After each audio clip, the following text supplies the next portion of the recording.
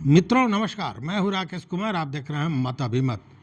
मित्रों, विशेष सर्वेक्षण संविदा कर्मी और अभियंता संघ 17 दिनों से लगातार अनिश्चितकालीन हड़ताल पर है।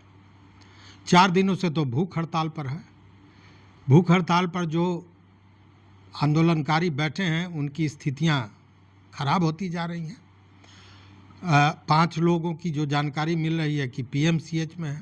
आज भी धरना के दौरान धूप में खड़े होने से कई महिला कर्मियों की तबीयत बिगड़ गई, बेहोश हो गई, उनको हॉस्पिटल भेजना पड़ा। ये सारी चीज़ें चल रही है, मतलब स्थिति कहीं न कहीं गंभीर होती जा रही है। अभी तक लोगों को आशा था कि शायद सरकार या विभाग की ओर से वार्ता के लिए टेबल पर बुलाया जाएगा, कोई बात की जाएगी, कोई आश्वासन दिया जाएगा या किसी भी तरह की बात होगी। लेकिन विडंबना यह है कि 17 दिनों के बाद भी अब तक किसी भी तरह की वार्ता, किसी भी तरह की बात विभाग के तरफ से नहीं आई है। जबकि कई दिनों यह सुनने को मिला कि आज मंत्री जी आ रहे हैं, कल मंत्री जी आ रहे हैं, यह चर्चा चल रही है। लेकिन मंत्री जी तो नहीं आए, विभाग का एक पत्र जरूर आ गया। और यह पत्र किस चीज़ को दर्शाता है, इसे पहले सुन लीजिए। यह आपके स्क्रीन पर दिखाई दे रहा है। पहले ये सुन लीजिए, फिर आगे की बात हम लोग करते हैं। देखिए, यह सूचना जारी की गई है जिसमें कहा गया है कि भू अभिलेख एवं परिमाप निदेशालय, राजस्व एवं भूमि सुधार विभाग के नियंत्रणाधीन विभिन्न बंदोबस्त कार्यालयों में बिहार विशेष सर्वेक्षण मानदेय आधारित संविदा नियोजन नियमावली में प्रावधानित नियम के आलोक में नियोजित विशेष सर्वेक्षण सहायक बंदोबस्त पदाधिकारी, विशेष सर्वेक्षण कानूनगो, विशेष सर्वेक्षण अमीन एवं विशेष सर्वेक्षण लिपिक संविदा के आधार पर कार्यरत हैं एवं तथाकथित संघ के आह्वान पर दिनांक 16/8/2025 से हड़ताल पर है। राज्य सरकार एवं विभाग द्वारा प्रकाशित सूचना के आलोक में 30/8/2025 के अपराह्न तक 4000 से अधिक विशेष सर्वेक्षण संविदा कर्मियों द्वारा अपने संबंधित बंदोबस्त कार्यालयों में योगदान दिया गया है, जिसके आलोक में विभाग द्वारा उन सभी के योगदान को स्वीकार कर लिया गया है। ऐसी सूचना प्राप्त हुई है कि अनेक हड़ताली कर्मियों द्वारा हड़ताल से वापस लौटने की इच्छा रखने वाले कर्मियों को धमकी दी जा रही है एवं उन पर दबाव दिया जा रहा है कि वह हड़ताल पर बने रहें। इसकी लिखित शिकायत अनेक कर्मियों ने की है, जिसके आलोक में आवश्यक कार्रवाई विभाग द्वारा की जा रही है। उक्त परिस्थितियों को देखते हुए हड़ताल से वापस लौटकर अपने बंदोबस्त कार्यालय में योगदान देने हेतु पूर्व में निर्धारित तिथि को विस्तारित करते हुए 3/9/2025 की शाम 5 बजे तक नई तिथि निर्धारित की जाती है।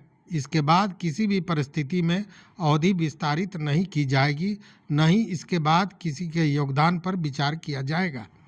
यह विस्तार केवल उन्हीं कर्मियों के लिए मान्य है जिनकी सेवा समाप्त करने का आदेश नहीं निर्गत किया गया है। ऐसे कर्मी जो अन्य कर्मियों पर हड़ताल में बने रहने या अपनी हड़ताल पर जाने के लिए दबाव बना रहे हैं, उनकी सेवा समाप्ति की कार्रवाई अलग से की जा रही है। निदेशक भू अभिलेख एवं परिमाप। अब जरा यह जो पत्र है इसको जरा डिकोड करते हैं कि क्या है मामला। देखिए, यह एक इसके पहले जो अपील आई थी विभाग की, उसमें यह कहा गया था कि 30 तारीख को 5 बजे तक जो लोग वापस चले आएंगे वो विभाग में काम कर सकते हैं या नहीं, इस पर विभाग विचार करेगी। लेकिन इस पत्र से स्पष्ट होता है कि उनको काम पर ले लिया गया। ये इसमें बताया जा रहा है लगभग 4000।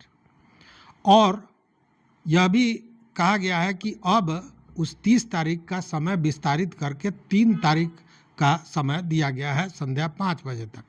मतलब कि विभाग को अभी भी यह दिमाग में है कि यह आंदोलन टूटेगा और लोग अपने भविष्य के डर से या नौकरी न चली जाए, जबकि यह संविदा की नौकरी है, कब रहेगी कब जाएगी इसका कोई ठिकाना नहीं है, तो इस डर से उनके पास वापस अपने काम पर लौट जाए, ये आंदोलन टूट जाए और जो विभाग चाहती है वो काम हो जाए।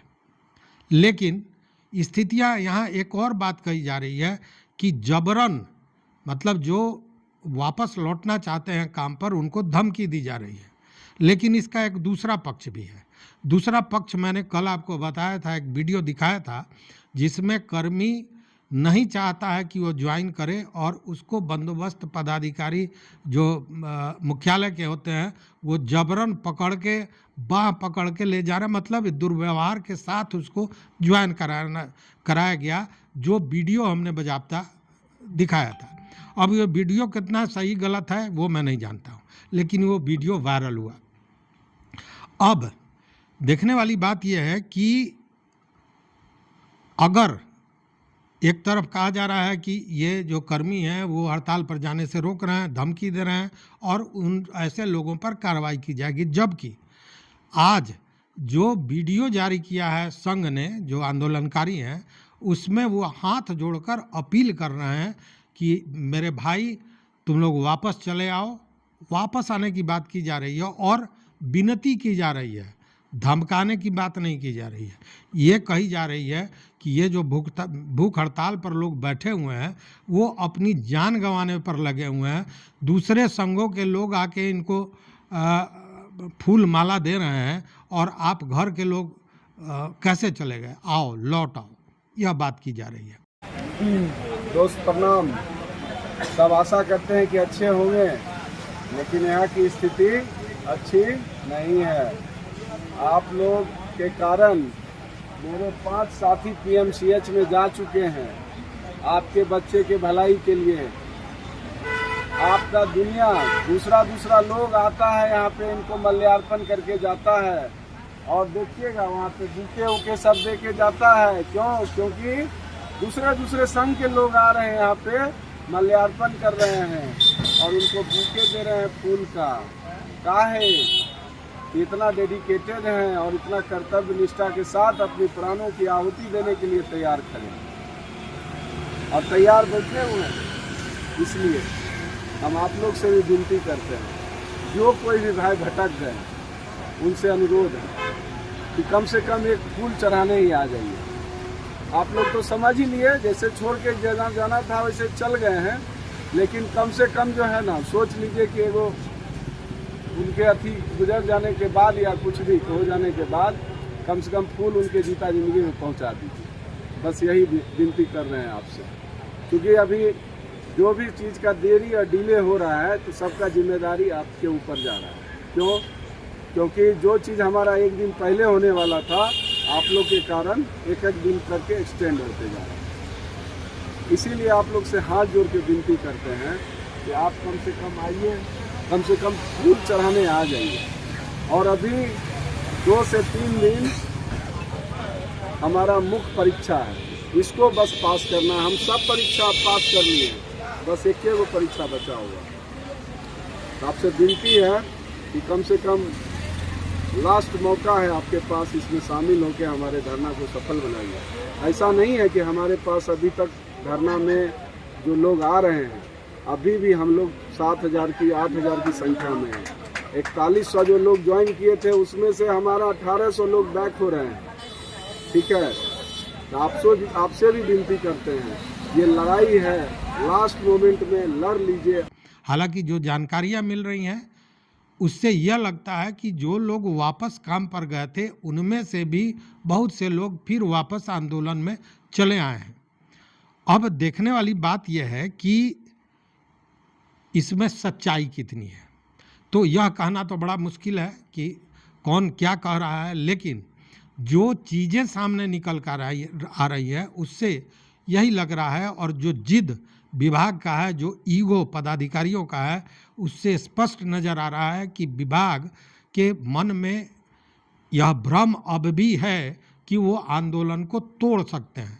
जबकि स्थितियां जो दिख रही हैं, जो जुनून दिख रहा है, जो साहस दिख रहा है, वह एक ही शब्द में मैं कह सकता हूं कि डर के आगे जीत है। डर, भय यह समाप्त हो गया है। जितने लोगों का टर्मिनेशन विभाग ने किया है उसके बाद डर भय समाप्त हो गया है लोगों का। अब यह जो फिर 3 तारीख तक समय विस्तारित किया गया, तो इस पे तो आंदोलनकारी कह रहे हैं कि भाई एक सभा बुलाकर सब कोई को एक साथ टर्मिनेट कर दीजिए, एक एक करके क्यों कर रहे हैं? मतलब विभाग को इन कर्मियों की ज़रूरत है, तो ज़रूरत है तो फिर सुलझाया जा सकता है। देखिए कितनी भी लड़ाई हो, अंत में वार्ता टेबल पर ही होता है, लेकिन यहाँ तो वार्ता ही नहीं हो रहा है। मतलब कोई संबंध संपर्क हो ही नहीं रहा है, तो फिर रास्ता निकलेगा कैसे? क्योंकि जब बात होगी तभी बात निकलेगी, और यहाँ बात ही नहीं हो रही है। अब एक नई बात सामने जो आ रही है वह भी समझने वाली है। समय विस्तारित क्यों किया है? वो इसलिए किया है कि सारे लोगों को जोड़ने के बाद, लोगों से मतलब अन्य विभागों के कर्मियों को महाअभियान में जोड़ने के बाद भी महाअभियान में जिस तरह काम होना चाहिए वो नहीं हो रहा है। एक तो घर घर देने वाली को बात ही भूल जाइए। घर घर जो था कि जमाबंदी दी जाएगी, वो बात समाप्त हो गई, कहीं नहीं जा रहा है। शिविर लगाया जा रहा है, वहाँ लोग जाके अपना कागज़ ले रहे हैं, और उसमें भी शिविर कैसे लग रहा है, क्या हो रहा है, उस पर एक ऑडियो आया है। मैं उस ऑडियो को चाहूँगा कि उस ऑडियो को आप सुन लें। शायद इस ऑडियो को सुनने के बाद कुछ भ्रम निश्चित रूप से दूर हो जाएगा। हेलो। हाँ बोलिए। जो बोल रहे हैं कि वो लोग फॉर्म देंगे, उसमें भर के उसको जो गलती हो त्रुटि होगा उसको सुधार किया जाएगा। हाँ हाँ तो वो फॉर्म वाली अगर स्कूल के पास बिक दिया सब, हाँ। अब उसमें पूरा गांव के लोग उसको इधर उधर सारा कागज लोग लेके भाग गए, तो कैसे होगा सब?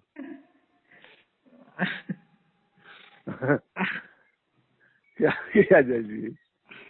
राजस्व कर्मचारी जी हैं जी, उनसे बात कीजिए एक बार। अच्छा, नंबर नहीं है उनका राजस्व कर्मचारी? अच्छा, हम देखते हैं, अगर मुझे मिलता है तो मैं आपको सेंड करता हूँ। हाँ, लेकिन ये तो गड़बड़ किए, हाँ ला के बिक दिए। बांटना चाहिए था, वो लोग को घर घर बांटना था। हाँ, वो एक ही जगह स्कूल पर पूरा में लेकर ढा दिया, वो चला गया, एक आदमी बैठा था, अब लोग मार कूट पड़े, सब इधर का उधर, उधर का इधर, सब छीट छाट के खत्म। अरे चलिए ठीक है, हम करते हैं आपको थोड़ी देर। तो सुना आपने, ये दो जो कर्मी में आपस में वार्ता हो रही है।